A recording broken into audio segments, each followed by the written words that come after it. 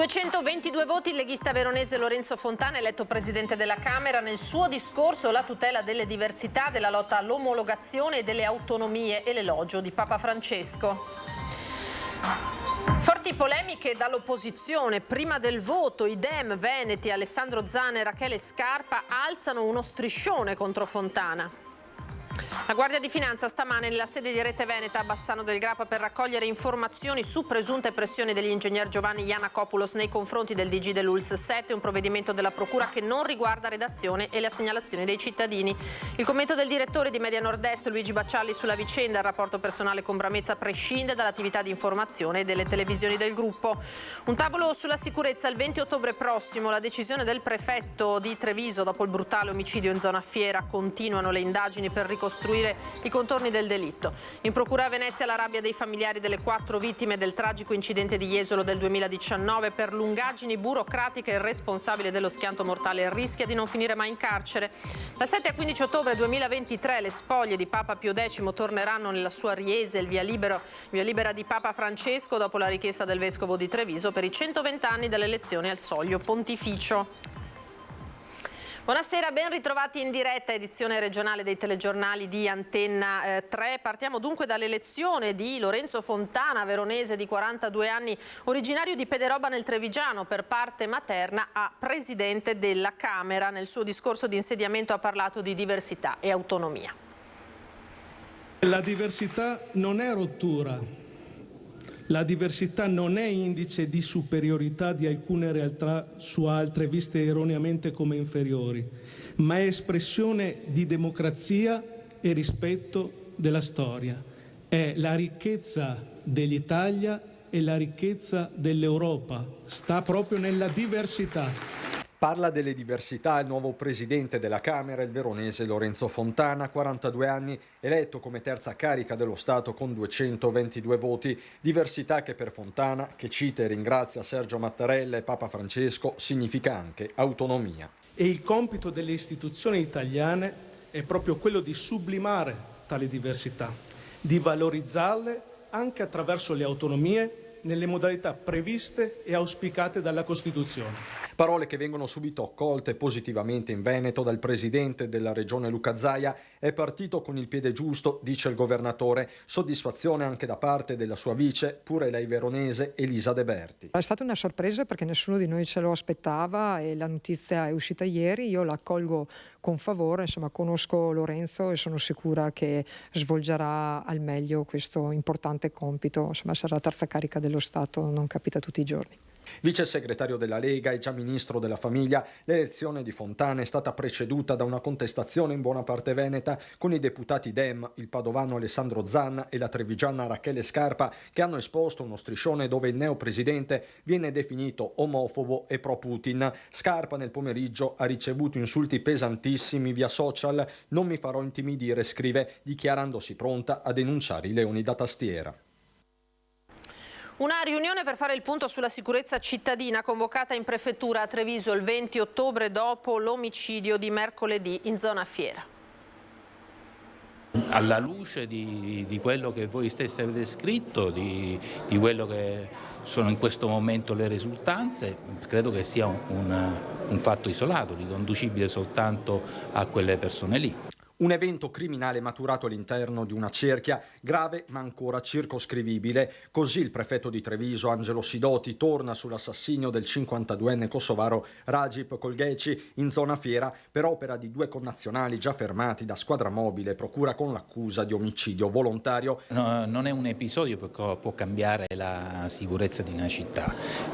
I dati della criminalità noi li avevamo anche illustrati nel corso di un comitato ordine e sicurezza pubblica un paio di settimane fa e denotano una città invece sicura. Altro è appunto l'avvenimento di fatti anche efferati che non devono accadere, sui quali c'è il massimo sforzo delle forze dell'ordine, di tutti noi, a che la città sia sempre più presidiata. E per fare il punto si terrà il 20 ottobre prossimo in prefettura un comitato provinciale per l'ordine e la sicurezza pubblica. Intanto i carabinieri di Treviso hanno già rafforzato i dispositivi nella zona poco distante dalla rissa mortale delle tradizionali fiere di San Luca. La casa della vittima a sua volta è nei pressi in vicolo Veronese, dove si trova parcheggiato il furgoncino della ditta della famiglia Colgheci. Resta aperta l'ipotesi che oltre alla somma di 500 euro, motivo scatenante dell'aggressione, ci possa essere una tensione di fondo proprio nel settore delle costruzioni tra aziende rivali sempre gestite da kosovari.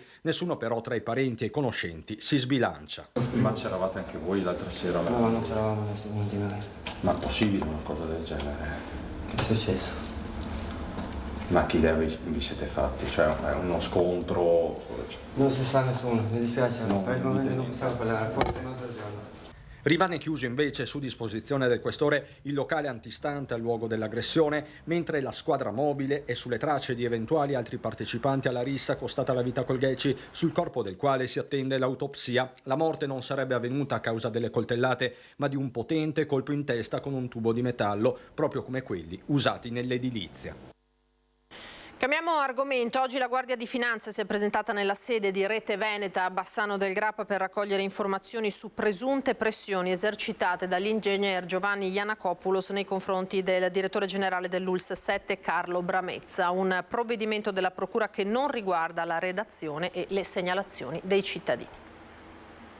Questa mattina la Procura di Vicenza si è presentata nella sede di Bassano di Rete Veneta per raccogliere informazioni in merito alle presunte pressioni che l'ingegner Giovanni Giannakopoulos avrebbe esercitato sul direttore generale dell'ULSS Pedemontana, Carlo Bramezza. L'attività di indagine non concerne in alcun modo la redazione di Rete Veneta e il lavoro dei suoi giornalisti.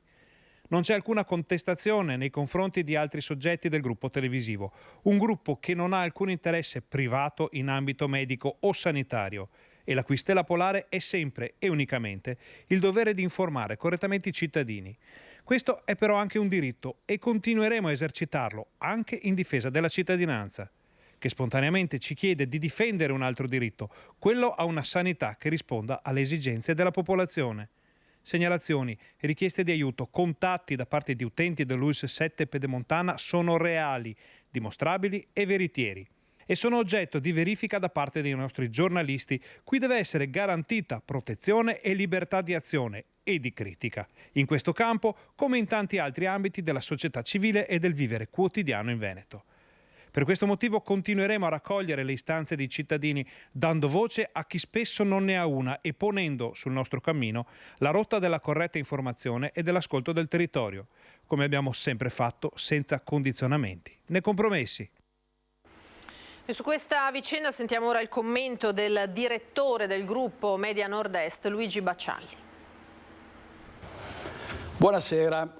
Sono sempre stati burrascosi i rapporti tra l'ingegner Giovanni Giannakopoulos e il direttore generale della ULSS 7 Carlo Bramezza. Sono rapporti personali tra due protagonisti di un territorio che si sono scontrati più volte e che hanno avviato un dibattito, una discussione molto vivace sulla gestione della sanità dell'Alto Vicentino. Questo prescinde poi dalla nostra attività di giornalisti, non deve ripercuotersi sulla qualità della nostra informazione, che è sempre a 360 gradi su tutte le USL per vedere quel che va bene e quel che va male della sanità e delle strutture sanitarie. Ce lo chiedono i cittadini e noi abbiamo sempre detto fin dall'inizio della nostra avventura televisiva che noi siamo sempre dalla parte dei cittadini, anche in questo caso e soprattutto in questo caso perché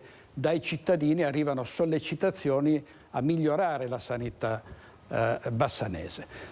Non si può pensare che ci siano interessi nostri nel criticare la gestione di una struttura ospedaliera o di un'area come quella della ULSS 7, perché noi non abbiamo interessi nella sanità, non abbiamo nessun investimento nella sanità, non abbiamo mai avuto a che fare con la sanità, quindi noi pensiamo soltanto a difendere le persone, coloro che sono costrette a spostarsi da San Bassiano ad altre strutture, coloro che prenotano una visita e la vedono rimandata la vedono fissata dopo mesi e mesi e a volte non ricevono nemmeno risposte. Questo è quello che è il nostro compito e quello che noi vogliamo continuare a fare. Anche quello che abbiamo detto riguardo al vertice della sanità bassanese è assolutamente fondato su notizie che sono state verificate, con fonti attendibili,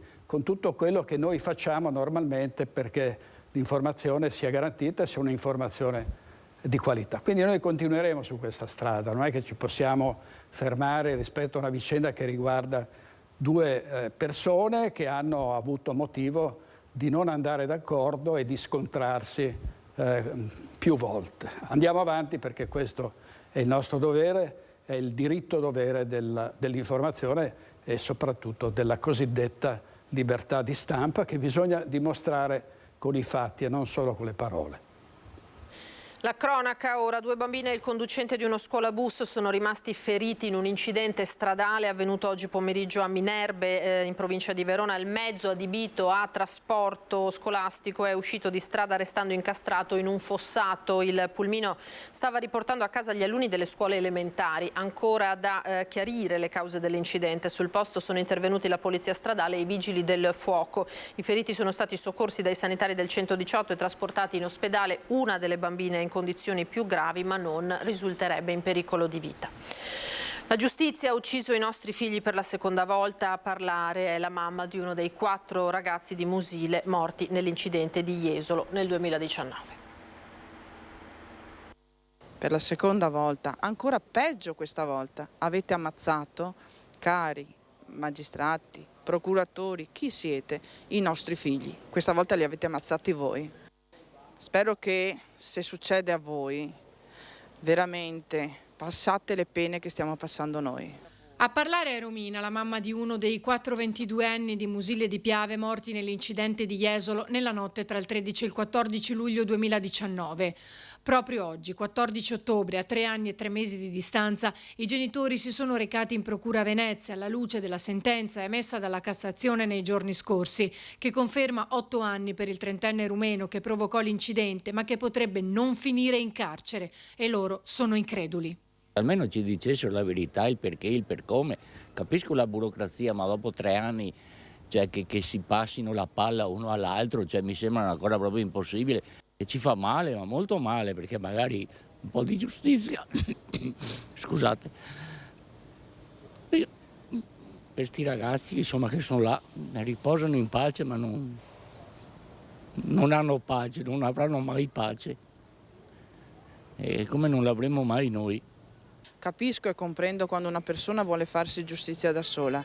Bene, caro Stato, questa è una dimostrazione di quanto noi adesso non crediamo più a voi. Quindi se veramente volete dimostrare a chi vi viene a votare, a chi crede che si possa cambiare qualcosa, incominciatelo a farlo. La rabbia è tanta per dei genitori che non solo stanno sopravvivendo alla morte dei loro figli, ma si sentono anche beffati da chi invece dovrebbe proteggerli e alleviare il loro dolore dando giustizia.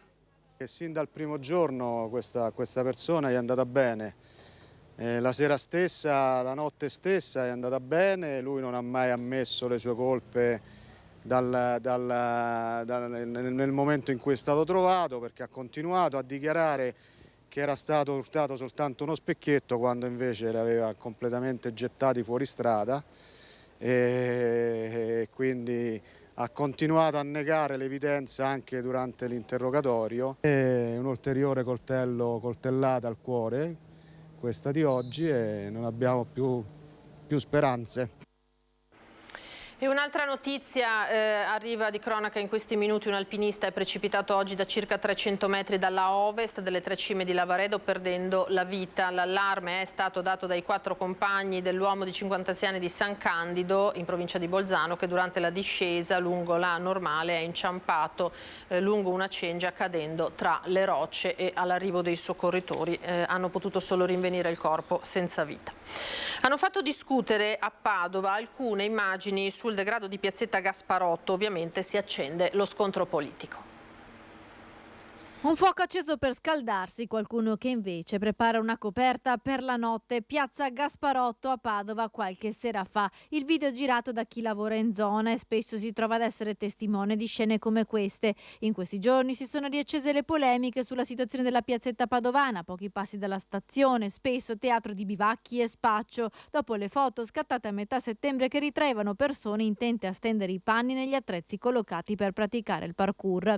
Negli anni alcune associazioni hanno iniziato delle attività in piazza Gasparotto per riqualificare l'area, ma questo non basta, attacca l'opposizione in consiglio comunale. Sì, la situazione è totalmente fuori controllo, sono stati erogati decine di migliaia di contributi a queste associazioni che di buono forse hanno solo la vicinanza politica da alcuni esponenti della maggioranza, perché per il resto hanno dimostrato invece il fallimento dei loro interventi, e lo dimostra la realtà che abbiamo qui dietro, tendaggi, spaccio costante, addirittura qualche sera fa c'è stato anche un piccolo falò che ha ovviamente impaurito anche tutti i residenti, i lavoratori della zona. Davanti alla sede dei servizi sociali del comune di Padova c'è la situazione sociale peggiore di Padova. La consigliera leghista Eleonora Mosco attacca la giunta Giordani, sostenendo che non basta intervenire da un punto di vista sociale, ma serve una risposta più concreta. La Lega quindi ritiene assolutamente necessario un intervento volto anche ad una misura repressiva che deve essere congiunta a quella di prevenzione sociale, che da sola non è assolutamente sufficiente ma inefficace, come dimostra oggi la situazione qui in piazza Gasparotto.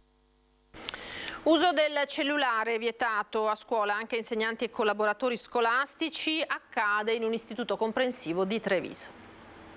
L'esempio è la prima forma di apprendimento, questa lo sappiamo, e è quella che rimane più impressa all'alunno, perché non possiamo dire non urlare quando noi docenti urliamo, non usare il telefono quando noi docenti lo utilizziamo. E in base a questo principio, all'Istituto Comprensivo Serena di Treviso, la dirigente Alessia Quadrini ha emanato una circolare in base alla quale è vietato l'uso del telefonino a scuola non solo a bambini e ragazzi, e fin qui nessuna sorpresa, ma anche a insegnanti e collaboratori scolastici. Non ci si deve stupire, dice la preside. I docenti e i collaboratori, quando sono in servizio, la priorità è l'alunno e l'attenzione sull'alunno. Quindi ho semplicemente messo i paletti dicendo: ok, se fino adesso il telefono l'avete utilizzato in modo occasionale, sapete benissimo che non potete utilizzarlo. I sindacati del personale hanno però replicato che se questo è il principio non è corretto che la dirigente e i suoi collaboratori più stretti lo smartphone lo possano usare, ma lei replica prontamente. Parliamo di emergenze, perché parliamo di una dirigente che si trova spesso a girare anche nei plessi, parliamo di una dirigente che è disponibile in istituto e fuori dall'istituto per l'intera giornata, non sto semplicemente per l'orario d'ufficio, quindi è giusto anche per il benessere di tutto l'istituto che ci sia questa disponibilità e questa collaborazione così aperta. Il sindaco Mario Conte sottoscrive l'iniziativa. Parliamo di poche ore di rimanere senza le tecnologie, quindi fa bene ai bambini ma fa bene anche agli adulti. Forse dovrebbe farlo anche il sindaco. Rimaniamo nel Trevigiano, i 120 anni dall'elezione a Papa di Giuseppe Sarto. Per celebrarli nel 2023 un momento devozionale senza precedenti. O vivo o morto tornerò, così disse l'allora patriarca di Venezia Giuseppe Sarto nel luglio 1903 alla partenza per il conclave che lo elesse Papa.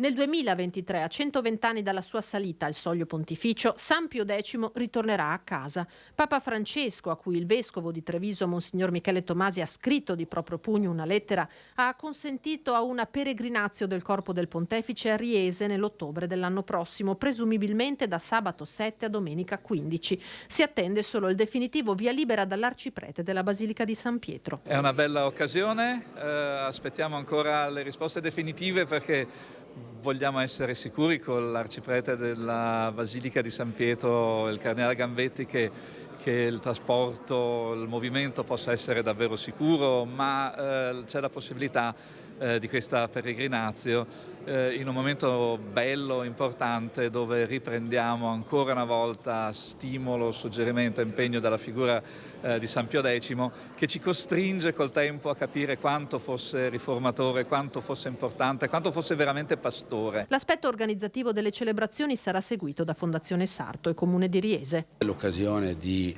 mettere in campo delle iniziative, tra cui il restauro completo della casa natale, il riallestimento museale, un nuovo percorso di visita, azioni comunicative eccetera, dall'altra parte di poter veramente essere attrattivi per tutto il mondo di pellegrini che vengono già comunque a Riese, ma che potrebbe avere in questa occasione un momento fondante, insomma, nella storia quantomeno del nostro paese. Era l'ultimo servizio, grazie per averci seguito. Tra poco l'edizione di Venezia, ora le previsioni del tempo. Arrivederci.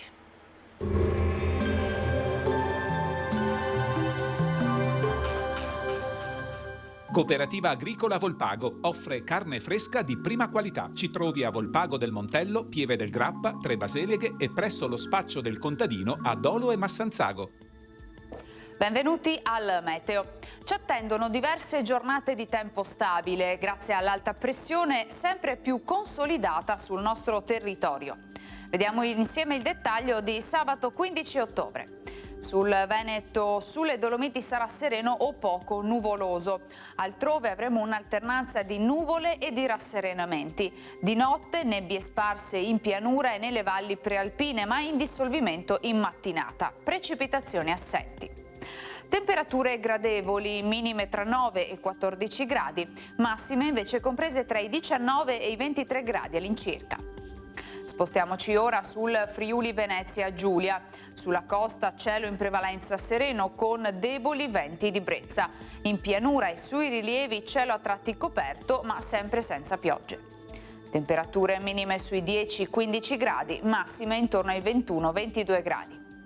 Infine diamo uno sguardo alla situazione del Trentino Alto Adige. Sui settori più settentrionali della nostra regione sarà nuvoloso con nubi basse e foschie, solo in parziale dissolvimento nel corso della giornata, altrove più soleggiato. Temperature minime intorno ai 10 gradi, massime sui 23 all'incirca. Dal meteo di Antena 3 per ora è tutto, grazie per l'attenzione, arrivederci.